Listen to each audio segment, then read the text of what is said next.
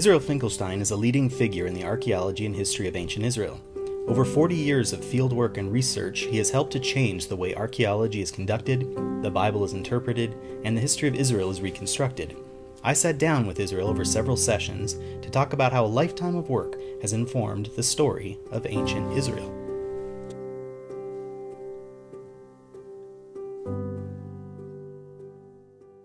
Today we're going to begin our series of video clips about the archaeology of ancient Israel and the Bible. And today I'd like to talk about the very beginning to introduce the whole topic. And that kind of begs the question, what is the beginning of a discussion about ancient Israel? Where do we need to start? This is a great question because there are two options here. Either to go with the Bible. The Bible has a very clear notion about the history of ancient Israel.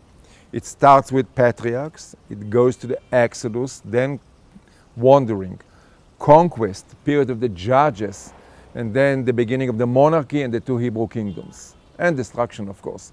This is one way to go about this. The second way to go is to take the perspective of historical reconstruction of the ancient Near East, Canaan, Israel, and what archaeology tells us. And we will go according to the second. Great, so we want to start with what we know from outside sources and bring in the biblical text as needed. Critically, the idea is to describe the history of ancient Israel using three tools. The first one, of course, is the biblical text, critically looking at it. The second one is archaeology, also critically looking, and of course the records of the ancient Near East. So what's the period that we need to start with? So I think that we need to start with the Late Bronze Age, because the Late Bronze Age is the stage setting for the rise of ancient Israel. I mean, if you wish to speak about the very beginning of ancient Israel, we know about it archaeologically, let's say in the 12th century, maybe the late 13th century BC in the highlands. So we have to take a step back and look at the situation in Canaan before. So I suppose that we need to mention, first of all, the takeover of Canaan by Egypt in the Late Bronze Age by the pharaoh Thutmose III of the 18th dynasty in the 15th century BC. This is the beginning, because at that time the pharaohs, Egypt, established a system of domination over Canaan. In fact, Canaan was a province of the Egyptian Empire. And there in this province of the Egyptian Empire, we have enough information archaeologically and also from extra biblical text in order to reconstruct the historical situation. Right, so we're starting in a time period in which Egypt and the southern Levant are intricately connected. Right. When we reconstruct the history of ancient Israel, we need to be very careful not to pluck the history of Canaan, Israel, from the bigger perspective of the ancient Near East and the Levant in particular. So how would you describe Late Bronze Age Canaan? So I think that when we speak about Late Bronze Age Canaan, we need to take two factors into account. The first one is the system of Canaanite city-states. This begins before the Late Bronze Age, already in the third millennium or the beginning of the second millennium, but it comes to some sort of a peak in the Late Bronze Age. So first of all, the system of city-states, and the second thing is to understand better the way the Egyptians dominated Canaan, which means where were the centers, how did they rule over Canaan, what was their involvement from the military point of view, from the administrative point of view, if you wish also from the economic point of view, no less important, the social structure of Canaan in the Late Bronze Age. That sounds great, but how are we going to get all of that information? So I think that we should pinpoint on the 14th century BC. And why is that? Because in the 14th century, there is some sort of a window of opportunities open for us. And I refer to the Amarna letters, to the period of rule of the 18th dynasty here in Canaan. And we have this information from a chance find in Egypt of the Tel El Amarna tablets. We are speaking about a discovery in the late 19th century of a hoard, so to speak, of something like a little less than 400 tablets. This is the diplomatic correspondence between two pharaohs, Amenophis III and Amenophis IV. The second one is the famous Akhenaton, with equal powers in the region, such as Assyria and Babylonia and Hatti and so on, and also the petty kings of Canaan, which means the city-states under the domination of the pharaohs. And they correspond about daily matters. But while they do this, first of all, we get the names of the city-states, and we also get very important information about the, I would say, not only diplomatic situation, but geopolitical in the bigger picture of the Levant and beyond, and the map of city-states in Canaan. And this is absolutely important in order to understand what happened next. What a crucial asset to have the actual letters from Pharaoh to subject kingdoms in this area. So this is wonderful. You actually can really read the letters and understand a lot.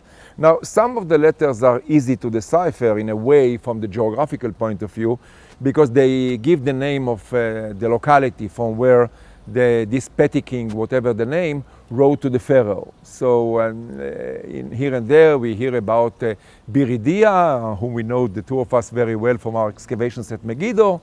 So he writes from Megiddo, and it is very obvious.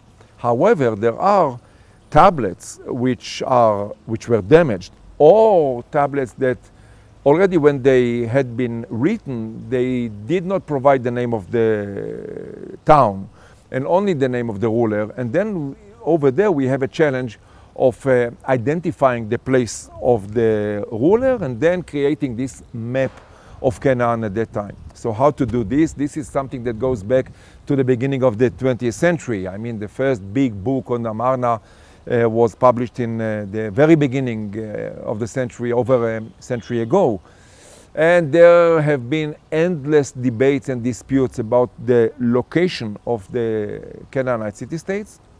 About 20 years ago, we at Tel Aviv University, a team of scholars, researchers, came to the conclusion that there is a way to bypass the traditional discussion about the location of the rulers. And how to do this? We assumed that the tablets were dispatched from the place of the given ruler. And now, so we said to ourselves that we can take the tablets and look for the composition of the clay from which the tablet was made, which means we are looking at the petrography, at the mineralogy of the clay of the tablet, and accordingly we can identify really the place where the clay was taken from. And in some cases we can really pinpoint to a situation of 20 or 200 meters. I remind you that Biridia, the Biridia letters can be identified the location by a certain formation on the slope of Megiddo. We can really pinpoint to the place. So Yuval Goren, he was the person who did really the actual test of the tablets, and Nadav Naaman, my friend, who is a scholar of the Amarna period, an historian, and myself as an archaeologist, we joined forces, and we managed, in fact, to decipher or to identify most of these places, not all of them, most of them, and really create for the first time a reliable map of Canaan in the late Bronze Age. Maybe as a promo, I will say that the most important thing is to understand that we are dealing with a dimorphic situation, which means the lowlands with many city-states, densely inhabited from the point of view of the countryside. The city-states rule over relatively small territories, and there are many of them, whereas the situation in the highlands was very different, in the sense that there were several big, territorially big city-states.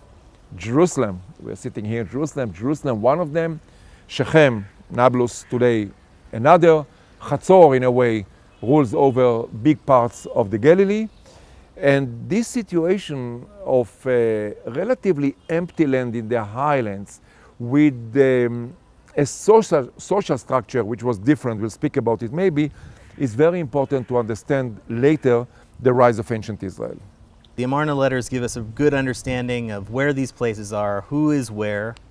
We have this city-state situation, highlands, lowlands, but the Egyptians are in charge. Yeah. How were they administering this territory? So the Egyptians are in charge here, and they are ruling over Canaan with their administrators and small military units garrisoned in several places, about 6 administrative centers. We know about them from the tablets themselves, of course, also from archaeology. Gaza was the center of Egyptian rule in Canaan. Jaffa was a very important place. We have also archaeological information. Beit Shean was another one with archaeological information. And then we have 3 farther to the north in the northern parts of the Levant. So altogether 6 centers. And we see how the Egyptians rule, and we can feel and sense how it is easier for them to rule over the main thoroughways, the main highways, the main centers, the ports and so on, but more difficult with the highlands. The highlanders are the troublemakers in the Amarna correspondence, and this is important to remember. Right, so can you give me an example of some of the activities of these city-state rulers? Like, what are these highlanders doing? First of all, they all complain about each other. So they complain about what? About danger to the Egyptians from certain forces in Canaan. And the fact that certain kings, petty kings, have plans to go against the Egyptian administration. But really, I mean, the complaints are a little bit empty, because we know from the letters themselves that when they really ask for help, they ask for 50 soldiers, 100 soldiers to come and pacify a situation. So it's not really too difficult for the Egyptians. However, there are issues here, and we can see that they basically accuse each other of cooperating with a group with people named Apiru. Now, the Apiru, this is a very well-known title. In the beginning of research, there were scholars who made the equation between Apiru and Hebrews.